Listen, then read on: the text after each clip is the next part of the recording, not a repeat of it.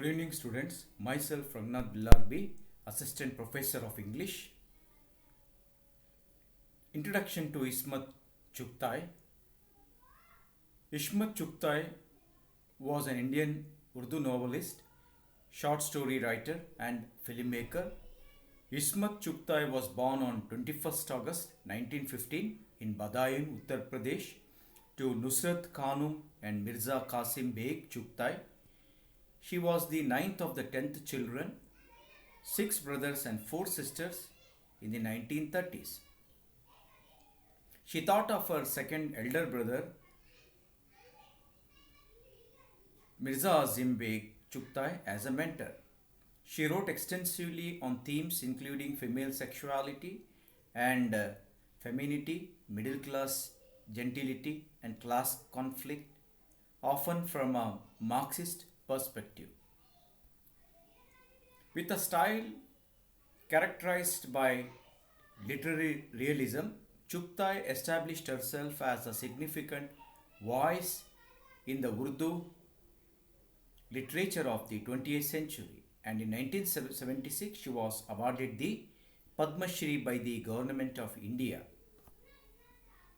Chugtai's first novella Ziddi, which she had written in her early 20s, was first published in 1941.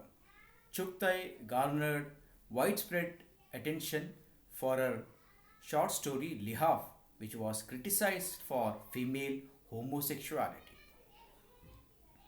Now let us come to the main discussion of this presentation, that is A Life in Words, Memoirs by Ismat, book reviewed by Nisat Zaidi. Women writers use memoirs to express their experiences. Ismat Chugtai, a Urdu literary voice from the Indian literature. She has written short stories like Lihaf or Chauti Ka Joda, etc. Religious bigots have branded her writings as vulgar. She is associated with the progressive movement of literature. Her memoirs, Kagzi Hai Pairahan, was first published in 1994 and now translated as A Life in Words, throws light on the patriarchal dominance in her life. She was the one among the 11 children born to her parents. Her life in Agra, Bareilly, Aligarh and Lucknow, Jodhpur and Bombay is mentioned in her memoirs. She mentions the incidents when the police served her notice to appear in the court for her obscene writing. She humorously refuses them, saying that she wanted to see the real jail. She was a born rebel. Her parents considered higher education with prostitution. She produced fake marriage certificate to pursue higher education. She rejected Parda system and married a filmmaker, Shahid Latif. She wrote stories and scripts for a few films, including the famous movie Garam Hawa. Her memoir brings to life her parents, her siblings and cousin, her aunt, Bachu Fufi. They called her as Bichu Fufi because of her poisoned tongue. She talks about Muslim marital alliances. Once she touches the idol of Krishna on Janmashtami, and the Lalaji, the owner of this family, created a dispute in the neighborhood. Ismat believed that faith and culture is separate. Faith should not be intermingled with the culture of one's country.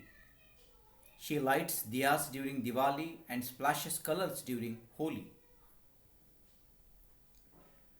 Ismat's writings are recognized in the academia, for it represents Muslim women and complex social reality in the 20th century India.